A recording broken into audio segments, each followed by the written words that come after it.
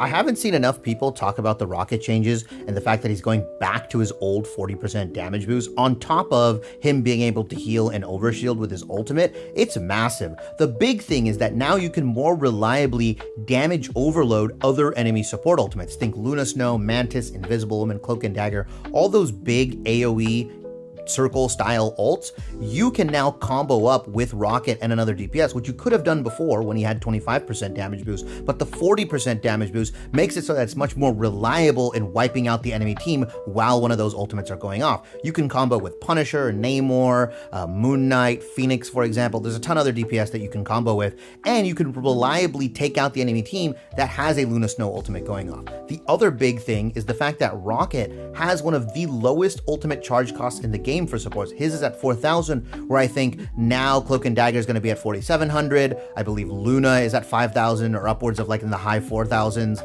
I know Mantis is relatively high and her charge is a little bit slower because of the way her healing works. Rocket's ultimate charges very, very quickly, especially if you can get those orbs through multiple teammates.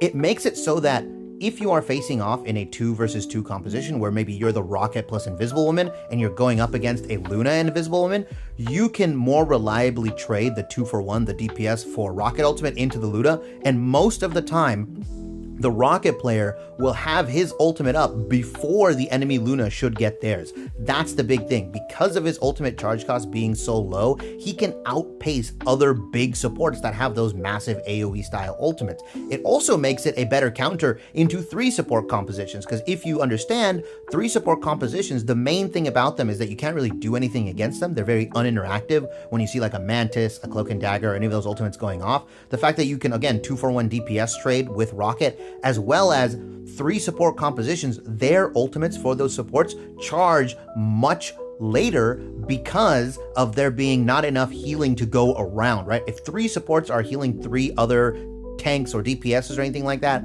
all of those supports are going to get a slower charge time on their support ultimates because of how the healing output works. While you being in the 2 support composition with Rocket plus whatever, you are almost always going to get your ultimates before those 3, and even if you trade 1-for-1, you are again almost always going to get it before the enemy support that you traded with is going to get their ultimate. I really like that NetEase is trying to go for different routes to counter 3 support, and I really like both the anti-heal stuff that they're adding to people like Venom and Namor, as well as the damage boost properties they're giving back to Rocket so that you can damage overload a lot of the support elements. I would reliably start doing with some DPS players if you plan on playing Rocket, because I genuinely think he's going to shoot up in priority as you face off against these other supports.